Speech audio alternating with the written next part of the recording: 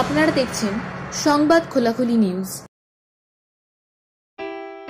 আজ আবার কথায় কথায় বিভাগে আমাদের চ্যানেলে নাটাগড়ের সুপরিচিত হোমিওপ্যাথি চিকিৎসক নিতাই কুণ্ডুর প্রথম পর্বের পরের অংশ দ্বিতীয় পর্বের তার সাক্ষাৎকার আপনাদের কাছে আমরা তুলে ধরছি। শুনুন, চ্যানেল সাবস্ক্রাইব করে সহযোগিতা করে আমাদের পাশে থাকুন। 50 টাকা দিয়ে গেছে। হ্যাঁ, ইনার হেলথে। আচ্ছা, 50 টাকা দিয়ে বসে টসে বলে যে এসি তো লাগিয়েছে, খরচা খরচা কোনো থেকে তুলবে। আমি বললাম যে সেই জন্য আপনাদেরকে সুযোগ করে দেবো না। আমি একটা বাজের কথা লিখে আপনারা টাকা পান, আমিও টাকা পাই, ভাগাভাগি সেটা আমি করতে পারি। এখানে আমি ডাক্তারবাবু বলেই বলি যে ডাক্তার নিতাই কুণ্ডু যে কথা আপনাদের বলছেন তার নিতান্তই কথোপকথন, এবং একটু আগে বললেন আমি একজন সাধারণ ডাক্তার, আজও তিনি তাই মনে করেন কর্মতলায় বসে। কিন্তু আদর্শের প্রশ্নে, মূল্যবোধের প্রশ্নে এই মানুষটির শ্রদ্ধেয় কিনা আপনারা ভেবে দেখবেন যে যে কথাটি উনি বললেন এটা বানিয়ে বললেন না, আমরা যারা কাছাকাছি আমরা জানি। আর আজকে নিতাই কুণ্ডুর দোতলা বাড়ি হয়েছে, এবং আর একটা প্রসঙ্গত একটু জানা দরকার আমাদের দর্শক বা শ্রোতাদের, যে আপনার এত গেল যুদ্ধের জীবন, এখন আপনার পরিবারে কারা কারা আছে? এখন আমার স্ত্রী তো আছে, আমার পরিবারের স্ত্রী আছে। নামটা একটু শুনি থেকে। মুক্তি কুণ্ডু। আচ্ছা আচ্ছা, বৌদিকে কোথাকার মেয়ে? হিমটুলি। আচ্ছা আচ্ছা, আর কারা আছে? আর আছে হচ্ছে আমার দুই ছেলে। হ্যাঁ, আচ্ছা, তাদের নাম? বড় ছেলের নাম হচ্ছে দেবজিৎ কুণ্ডু। আচ্ছা, সে বিএসসি কম্পিউটার সায়েন্স নিয়ে পাশ করে এখন চাকরি বিটেক করেছে রাজাবাজার সায়েন্স কলেজ থেকে। আচ্ছা, এখন সে চাকরি করে। সে তো বিবাহিত। আচ্ছা, বৌমার নাম কি? বৌমার নাম হচ্ছে গীতাঞ্জলি কুণ্ডু। সে কি হাউস ওয়াইফ না চাকরি করে? না, সে হাউস ওয়াইফ প্লাস চাকরি করে। আচ্ছা আচ্ছা, সে এমএসসি কম্পিউটার সায়েন্স নিয়ে এমএসসি করে। আর ছোটজন? ছোট ছেলেও নাম কি তার? শুভজিৎ কুণ্ডু। আচ্ছা আচ্ছা, ছোট ছেলেও হায়ার সেকেন্ডারি সায়েন্স নিয়ে পাশ করে ও কম্পিউটার বিটেক করেছে নেতাজি সুভাষ ইঞ্জিনিয়ারিং কলেজ থেকে। ও এখন চাকরি করে টিসিএসে। এখন বর্তমানে ওর পোস্টিং হচ্ছে নেদারল্যান্ডে। তার হচ্ছে আপনার পারিবারিক। হ্যাঁ, আর তার ওয়াইফ আছে পায়েল কুণ্ডু। আর এক নাতি আছে, হ্যাঁ, অভিলাষ কুণ্ডু। আর বড় ছেলে এক নাতি আছে, তার নাম হচ্ছে অভিনন্দন। বড় ছেলে ছেলে অভিনন্দন কুণ্ডু আমার নাতি। আর ছোট ছেলে হচ্ছে অভিলাষ কুণ্ডু, সে আমার নাতি। দুই নাতি আপনার? দুই নাতি, দুই বৌমা। ডাক্তার নিতাই কুণ্ডু তার পরিবার এই নিয়ে আছে।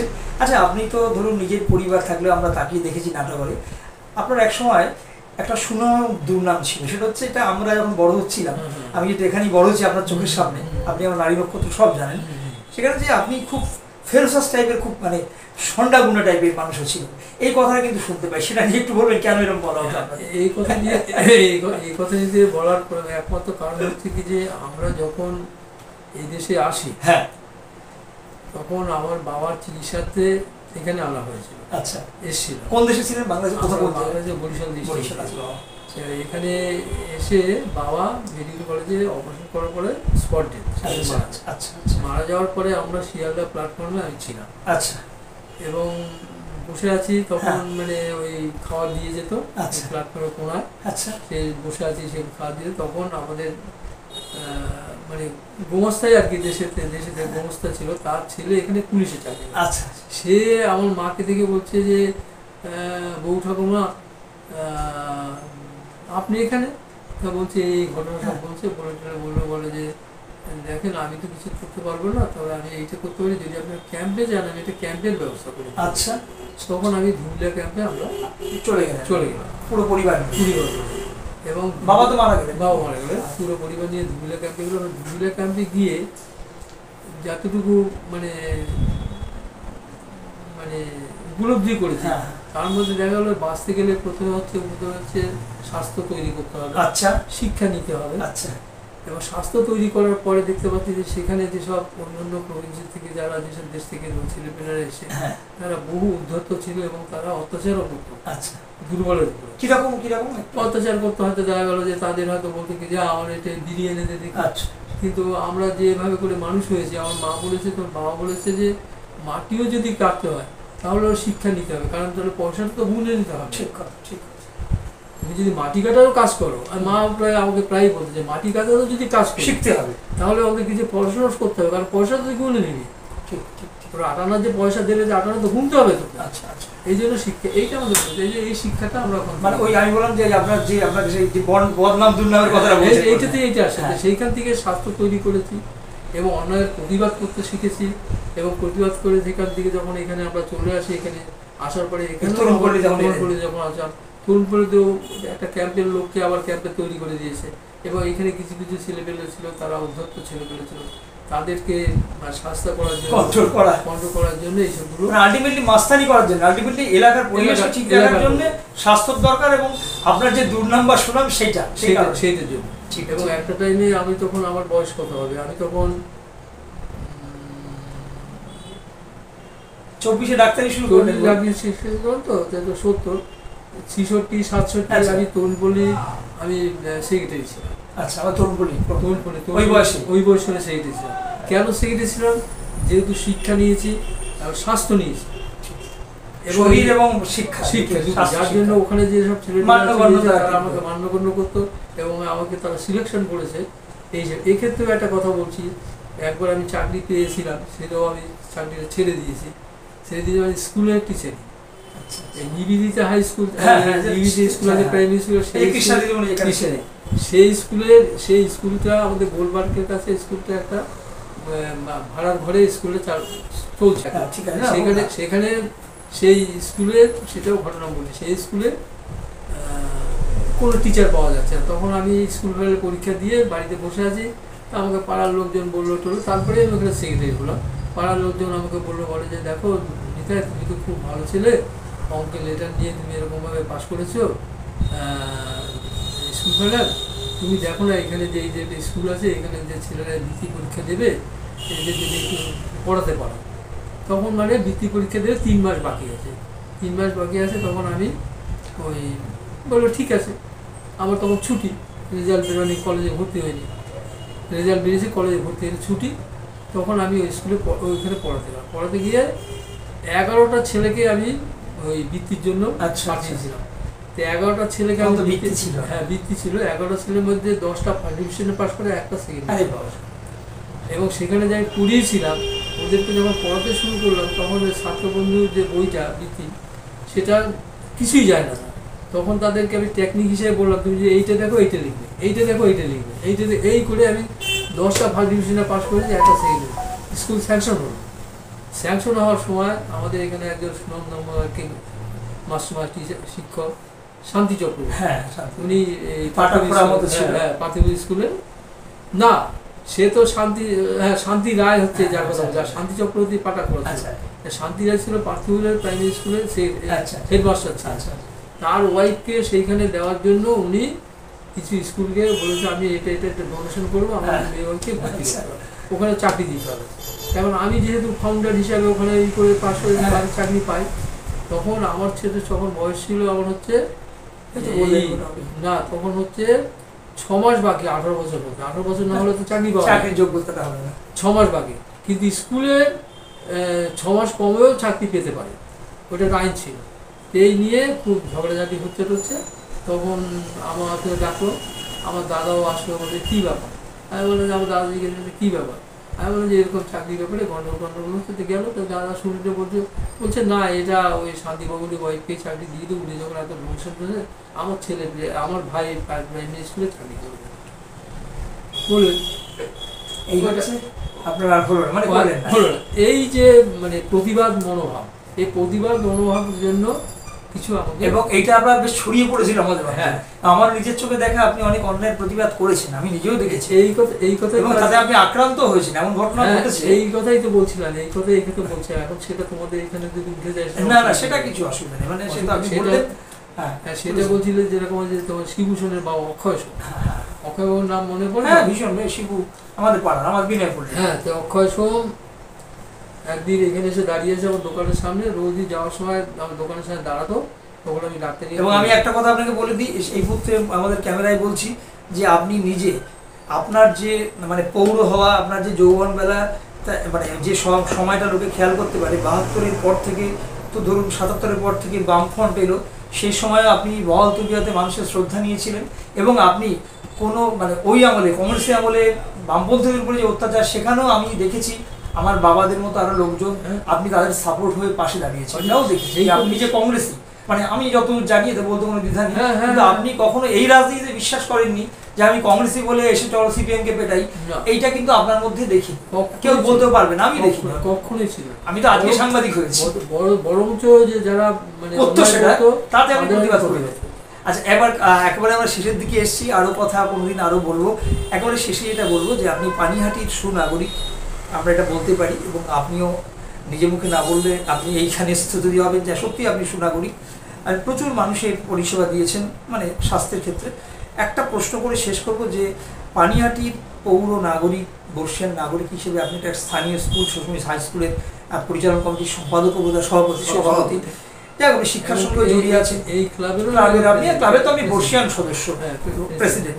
একটা প্রশ্ন রাখবো যে নাটাগড়টা পুরনো জোন, পুরনো জায়গা, পানিহাটির একটা খুব তালেবর জায়গা, সেখানকার নাগরিক আপনি, আপনার বয়স ৭৬, আপনি বলুন যে এই এখানে দাঁড়িয়ে যে কোনো শাসক দল যখন আসবে, এখন তৃণমূল সরকার আছে, তার শাসক দল আছে, পানিহাটি পুর বোর্ডের কাছে আপনি বর্ষিয়ান মানুষ হিসেবে নাগরিকদের জন্য সঠিক দাবিগুলি কি কি হওয়া উচিত আপনার তরফে?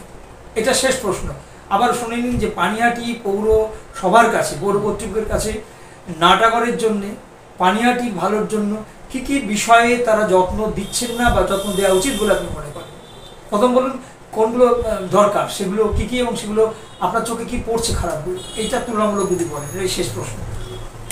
আচ্ছা, এই প্রসঙ্গে আমি বলতে গেলে প্রথমত থেকে আমি যেটা মনে করি সেগুলো হচ্ছে যে যারা রাজনৈতিক দলের সঙ্গে যুক্ত আছে, প্রথম শাসক দল এখন যারা আছে, তাদের যে মানে সকল যারা আর কি তারা দেখাশুনো করেন, কর্মী বলেন, তাদের যে নৈতিক চরিত্র, সেই চরিত্রটাই আমার কাছে ঠিক লাগছে না।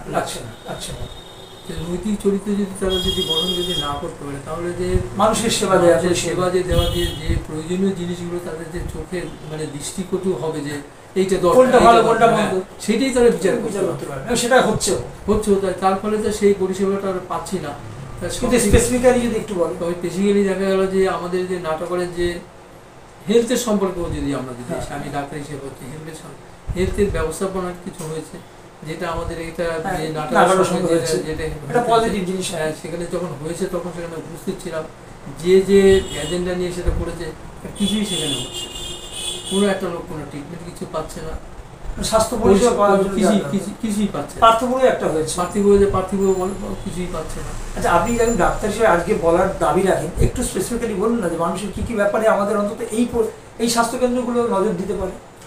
এই স্বাস্থ্যকেন্দ্র হচ্ছে কি যে মানে প্রথম কথাই হচ্ছে যে স্বাস্থ্য পরিষেবা দেওয়ার জন্য যে পরিকাঠামো, সেই পরিকাঠামোটা তৈরি করা এবং সেখানে ডাক্তার উপস্থিত থাকা, তাদের যে মানে পরিষেবা দেবে যে সেই সব অ্যাসিস্ট্যান্টের দরকার এবং ওষুধপত্র সেরকমভাবে দরকার আছে, এইগুলো যদি ঝকঝকে বাড়িঘর থাকলেই হবে না, এই যে মানসিকতা নিয়ে সেখানে পরিষেবা দিতে হবে।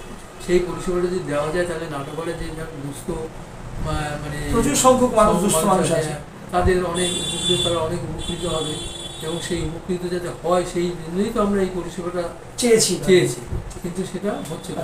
আর আপনি যদি অন্যান্য নাগরিক পরিষেবা ধরুন পথঘাট, ড্রেন, নর্দমা জল, হ্যাঁ এগুলো তো আছে, যে আমাদের যে নাটকের যে মানে ড্রেনের যে ব্যবস্থা যেটা হচ্ছে, সেই ড্রেনেজটা আমি তো যখন দেখেন ড্রেনেজটা তো তৈরি হয়েছিল তখন আমি অবজেকশনও দিয়েছিলাম, কারণ যে তখন আমাকে বলে যে যদি স্যার যদি অবজেকশন দেন তাহলে পরে এই কাজটাই হবে না, বন্ধ হয়ে যাবে। এখন আমি মনে করি যে নাটকের যে ড্রেন, হাই ড্রেন যেটা হয়েছে, এই এত বড় একটা রাস্তা হয়েছে, বাইপাস করেছে কল্যাণী হাইওয়ের সঙ্গে, সে তার যে ড্রেনটা হ্যাঁ সেই ড্রেনটা করেছে একটা ডাস্টবিনের জন্য, এটা মনে হচ্ছে একটা ডাস্টবিন বানিয়ে দিয়েছে। ঠিক ঠিক ঠিক, মানে সেই ব্যাপারটাও ভাবা উচিত প্রচন্ড ভাবে, অবশ্যই ভালো, কারণ একটা ডাস্টবিন একটা ড্রেন করে যদি সে ডাস্টবিন মতন হয়, ডাস্টবিনে কি থাকবে, পোকা মাকড় সেই পরিস্থিতিতে রাজ্যে তার কোনো ব্যবস্থা নেই, তার কোনো ঢাকনা নেই, এই তো রাজনীতি। আর রাস্তাঘাট তো যা অবস্থা হয়ে যাচ্ছে সেগুলো তো বলারই নয়, কারণ রাস্তাঘাট তো কি বলবো, সেগুলো আপনি বলছেন যে এইগুলো তো আপনি ডিমান্ড করেন। হ্যাঁ, একজন প্রবীণ মানুষ এবং ডাক্তার হিসেবে এবং নাগরিক বাসিন্দা হিসাবে এগুলো আপনার মানুষের জন্য এগুলো ডিমান্ড, যেগুলো অবিলম্বে এগুলো করা উচিত। যে যখন থাকবে পৌর কর্তৃপক্ষের দায়িত্বে, যারা এখন আছে তাদের দায়িত্ব, এবং যদি ভবিষ্যতে কেউ থাকে তাদের ওগুলো করতে হবে। আচ্ছা, আরেকটা ব্যাপার বলি যে মানে প্রসঙ্গত আপনার আপনি যখন ধুবুলিয়া ক্যাম্পে এলেন, এখান থেকে আপনি সেই স্ট্রাগল লাইফ আপনাদের, সেই সময় থেকে আজকে পানিহাটি তো অন্তত নাটাগড়ের অনেক পরিবর্তন। এই পরিবর্তনের মধ্যে আপনি পজিটিভ কিছু দেখতে পান? মানে আপনার সময় তো একটা অনাহার, একটা ধরুন এলাকাগত অশিক্ষা এসব ছিল, কিন্তু আমি বলছি যে আপনি যা বললেন নৈতিকতার জায়গা অনেক যুবকদের মধ্যে ছিল। এই অ্যাসপেক্টে কি কোনো পরিবর্তন লক্ষ্য করেন আপনার এই প্রবীণ বেলায়? সেই সময়ের যে পানিহাটি আজকের পানিহাটির মধ্যে কোনো তফাৎ নাটাগড়? এই পরিবর্তনের মধ্যে দেখা যাচ্ছে কি ওই ঝা চকচক একটা ব্যাপার একটা এসে দাঁড়িয়েছে। আচ্ছা, কিন্তু আমি যেটা চিন্তা করি সেটা হচ্ছে প্রথম হচ্ছে যে তার নৈতিক চরিত্রটা গঠন করা।